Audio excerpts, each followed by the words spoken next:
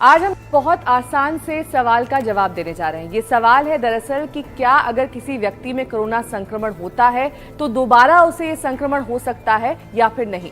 इसका सीधा सा जवाब है हाँ, क्योंकि दक्षिण कोरिया में 141 ऐसे लोग पाए गए जिनमें दोबारा ये संक्रमण देखा गया। उसके बाद वहां के वैज्ञानिकों ने शोध किया तो उन्होंने ये पाया कि दरअसल ये संक्रमण दोबारा हो सकता है, ये आपके शरीर पर दोबारा अटैक कर सकता है, इसलिए बेहद सावधानी की जरूरत है। उन्होंने शोध में ये भी पाया कि दरअसल जब कोरोना वायरस अटैक करता है किसी के भी शरीर में तो ये टी लिम्फोसाइट्स को काफी ज्यादा वीक कर देता है। टी लिम्फोसाइट्स आपके लिए आसान शब्दों में बता देते हैं। दरअसल टी लिम्फोसाइट्स वो सेल होते हैं आपके शरीर में मौजूद जो कोरोना या फिर किसी भी बीमारी में लड़ने के लिए आपके कारगर होते हैं, आपके लिए सहायक होते हैं। यानी कि अगर ये सेल्स वीक हो गए तो आपके बॉडी में कोई भी रोग जल्द से जल्द आ सकता है। या फिर अगर कोरोना की ही बात कर लें, कोरोना का संक्रमण भी आपकी बॉडी में, आपके शरीर में दोबारा आ सकता है। टी लिम्फोसाइट सेल वीक होने का एक बहुत बड़ा कारण यह है कि अगर आप पहली बार कोरोना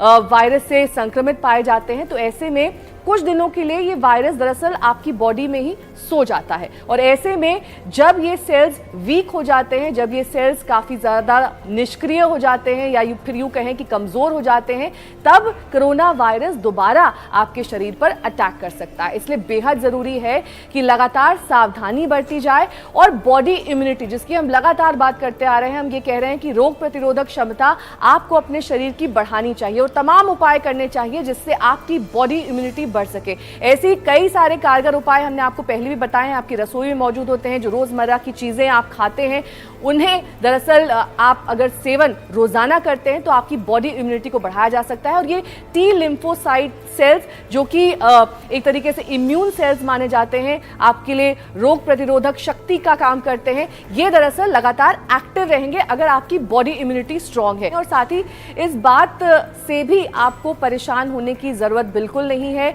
कि अगर आपकी बॉडी इम्यूनिटी कम है या फिर लो है तो आपको कोरोना संक्रमण जरूर होगा। ऐसा कोई रिसर्च, ऐसा कोई साइंस सामने नहीं आया जो ये कहता हो कि अगर आपकी बॉडी इम्यूनिटी लो है। हाँ, ये जरूर है कि इसकी संभावनाएं तब बढ़ जाती हैं।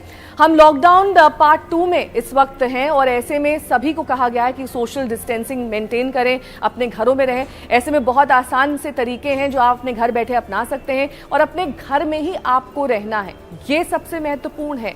कोई भी ऐसा आवश्यक काम अगर ना हो तो घर से बाहर नहीं निकलना है, ये लगातार कहा जा रहा है। और इस बात से भी आपको सावधान रहने की जरूरत है कि अगर आपको एक बार ये संक्रमण हो चुका है तो भी आपको सावधानी पूरी तरीके से बरतनी है, क्योंकि दोबारा ऐसा संक्रमण आपके शरीर में आए इस तरह की संभावनाओं से इनकार नहीं किया जा सकता। और इसी पर हम आज आपको जानकारी दे रहे थे कि किस तरह से दक्षिण कोरिया में 141 मामले सामने आए। दरअसल इन सभी में दोबारा कोरोना के संक्रमण को देखा गया और इसी के बाद रिसर्च में ये सामने आया कि ये संक्रमण दोबारा भी हो सकता है। इसलिए सावधानी बरतें, यही सबसे बेहतरीन उपाय है जब तक इस संक्रमण की कोई वैक्सीन नहीं आती।